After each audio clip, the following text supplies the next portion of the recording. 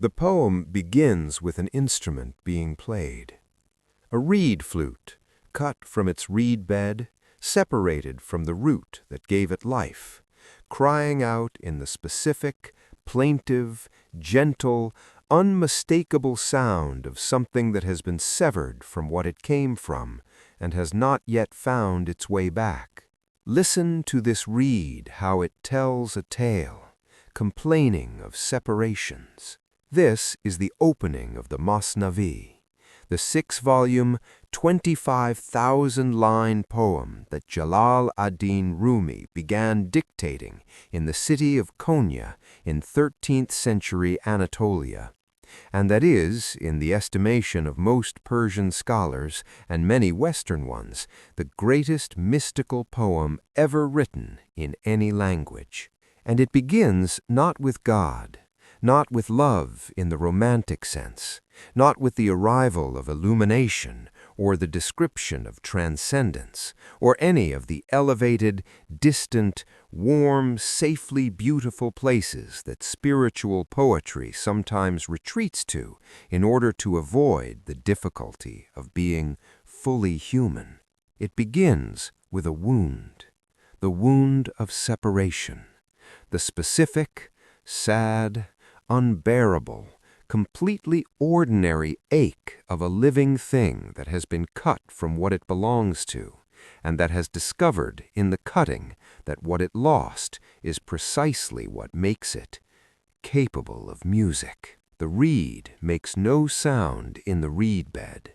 It is only when it has been cut, only when the wound has been opened, that the breath can pass through it and the music become possible. This is the wisdom of Rumi, and it is the most honest, most rigorous, most warm, genuinely useful thing I know about what to do with the wounds that do not heal on any comfortable schedule. There is a wound that most people in midlife are carrying. Not the acute wound, the loss everyone can see, the grief that comes with social permission, the crisis that has a narrative and therefore a beginning and a middle and the implied promise of an end. The wound, I mean, is older.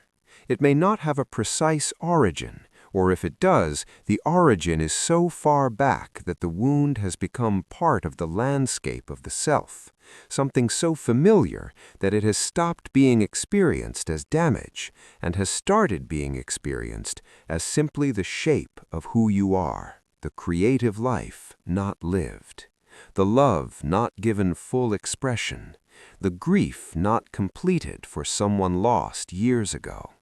The version of yourself that was present at 25 and has not been heard from since, not because it died, but because the practical demands of building a life, gradually, reasonably, with the best of intentions, covered it over. Or the wound that is more recent and still raw, the failure that has not resolved, the relationship that ended or changed in ways that still ache when the attention lands on it.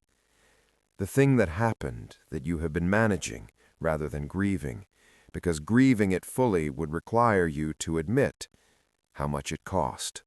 Rumi looked at this wound, at every version of it in every human life, and said something that the modern world, with its emphasis on healing and recovery and the efficient processing of difficult experience, finds almost impossible to hear. He said, "Do not rush to close it. The wound is the opening, and what wants to pass through it, if you can bear to let it, is the music." Jalal ad-Din Muhammad Rumi was born in 1207 in Balkh, in what is now Afghanistan. His family fled the Mongol invasions, the catastrophic civilization-ending wave of destruction that swept across Central Asia in the 13th century, obliterating cities and libraries and the accumulated cultural wealth of centuries, when he was still a child. He was trained in Islamic jurisprudence and theology, became a respected scholar and teacher in Konya. was, by his mid-30s, a man of considerable religious learning and social standing, the kind of man whose life had taken the shape that his education and his talent and his careful positioning in the world had prepared it to take. And then, in November of 1244, a wandering dervish named Shams-i-Tabrizi arrived in Konya. What happened between Rumi and Shams has been described as one of the great friendships in the history of mystical literature. Shams was wild, confrontational, unwilling to observe the social forms that a man of Rumi's standing expected to be observed. He disrupted everything, challenged everything, demanded of Rumi not the scholar's careful management of spiritual knowledge, but the complete, undefended, fully inhabited surrender to the direct experience of what all the scholarship was pointing toward. Rumi's students resented Shams. His family resented Shams. Shams disappeared twice and was, on the second disappearance, almost certainly murdered. Some historians believe Rumi's own son was involved. Rumi never recovered from the loss and produced from inside that irreversible wound the greatest poetry of his life. The Masnavi, the Diwan-i-Shams, the collected poems written in Shams's name, as if the absent friend had become the lens through which all experience was now refracted. Thousands of poems written across decades from inside the wound that never closed, and that produced, precisely because it never closed, music that has not stopped sounding in 800 years. The image of the reed, the ney, the Persian flute that opens the Masnavi, is not decorative. It is the complete statement of Rumi's philosophy of wound and opening, contained in a single object.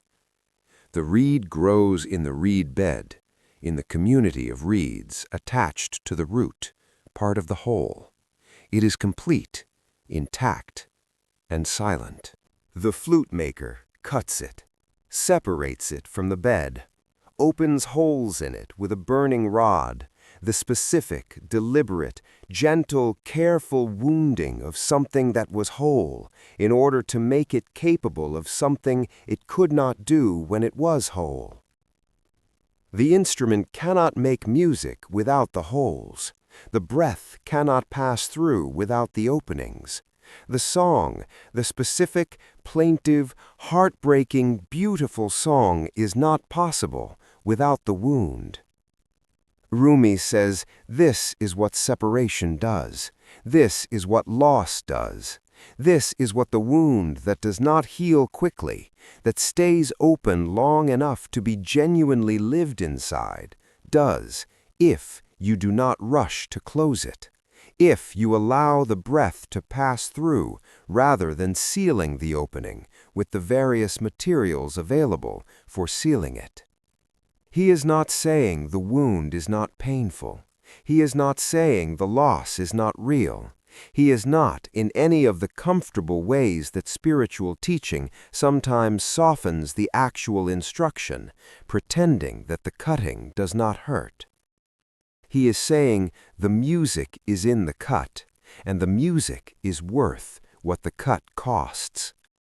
There is a concept in Rumi's philosophy, drawn from the Sufi tradition that shaped his mystical understanding, that I want to name carefully.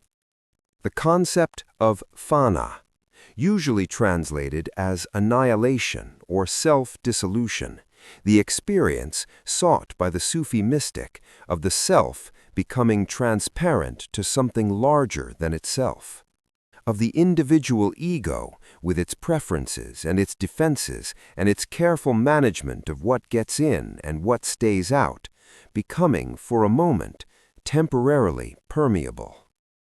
Rumi understood Fana not as something achieved through technique or discipline alone, though discipline is part of it, but as something that the wound, properly received, can produce without trying. The wound breaks open the container that was holding the self together, The self-concept, the managed identity, the carefully assembled personality that knows how to handle what life presents, is cracked by the loss, by the grief, by the specific, devastating weight of the thing that happened that you did not know how to bear and had to bear anyway. And in the cracking, in the moment when the container can no longer hold everything inside it, when the wound has made the self temporarily transparent, something else becomes possible. Not a solution, not a recovery, a perception, a quality of seeing and feeling and understanding that the intact, defended, carefully managed self cannot access from the inside of its own protection. The wound is the opening, not metaphorically, structurally, functionally, as a matter of what the wound actually does. Rumi returns throughout the Masnavi to the image of fire, not as destruction, as transformation. He writes, and I am paraphrasing here, because translation of Rumi into English always loses something of the music. The fire of love burns away everything except the beloved, everything that is not essential, everything that is attachment, pretension, the accumulated material of a self that has been building its protections for decades. The fire burns it, and what remains, what the fire reveals to be fireproof, is the thing that was always there, the essential self, the capacity for genuine love, genuine presence, genuine music that the wound, and only the wound, makes fully available. He is not being cruel, he is being precise. The precision of a man who had experienced the loss of the person he loved most in the world, who had watched Shams walk out of Konya for the last time, and who had discovered, in the aftermath, that the grief was not consuming him. It was making him, producing the Masnavi, producing the Diwan, producing the 25,000 lines of music that would not have existed if Shams had stayed. Now the bridge, because Rumi was a 13th-century Sufi mystic in Anatolia, and most of us are not living that specific life. But most of us are carrying the wound that his poetry is about, the specific, personal, completely ordinary wound of being a conscious creature who loves things that are impermanent, who forms attachments that will, sooner or later, and in one form or another, be severed, and who has not yet found a relationship to that fact that does not involve either the desperate avoidance of attachment or the anxious management of loss.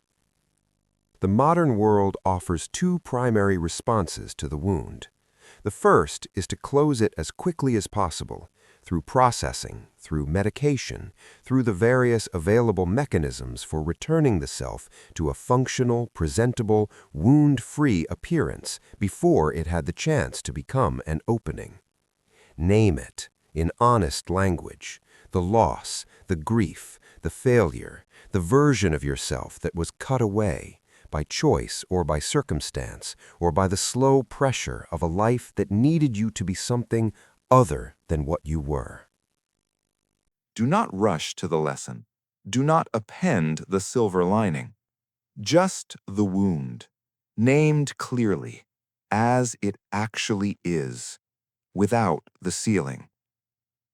Second, sit with the opening for 5 minutes.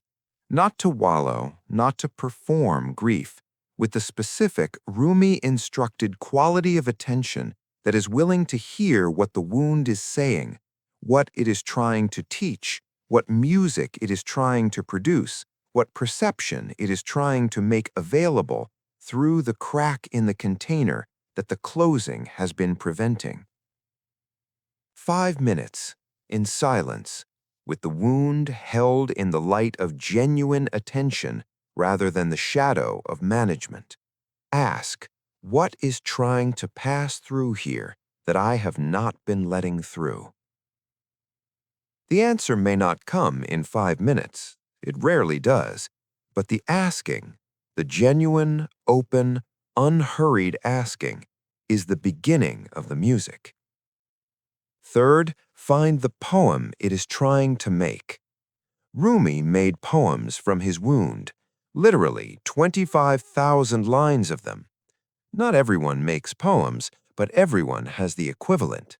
The thing that the wound is trying to produce in you, the understanding, the capacity for compassion, the depth of feeling, the quality of presence with other people in pain, that the intact, unbroken, fully defended version of yourself could not access.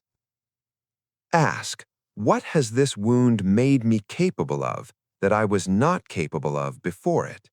Not what has it taken, what has it given that could not have been given any other way? Write the answer down, one sentence, the poem that the wound has been trying to make you.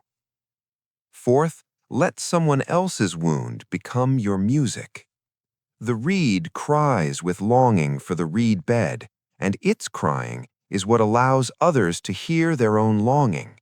The Masnavi has been read for 800 years by people who heard in it the sound of their own separation, their own wound, their own ache for what they have lost or never fully had.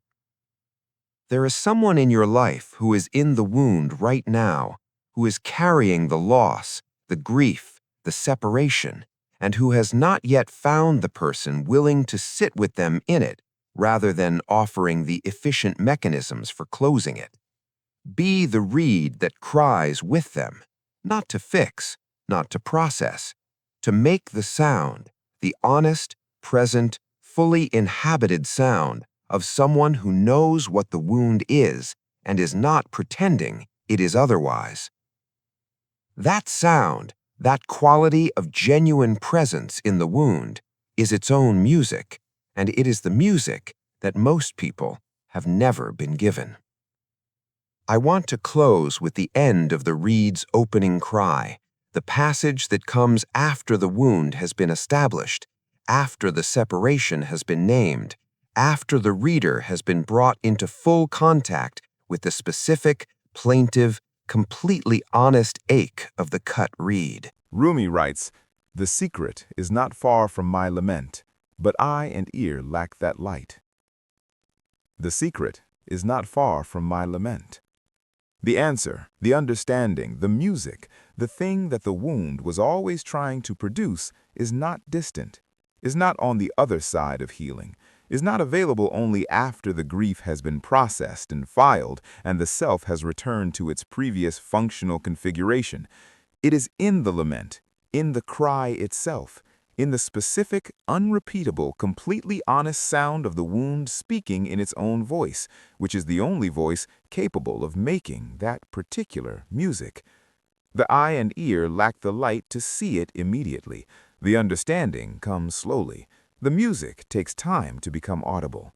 The wound needs to be held, not forever, but long enough for the breath to learn to pass through it cleanly. But it is not far.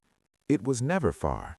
It was always in the lament, in the opening, in the wound that you have been carrying, that has been carrying you toward the music you did not know you were already making.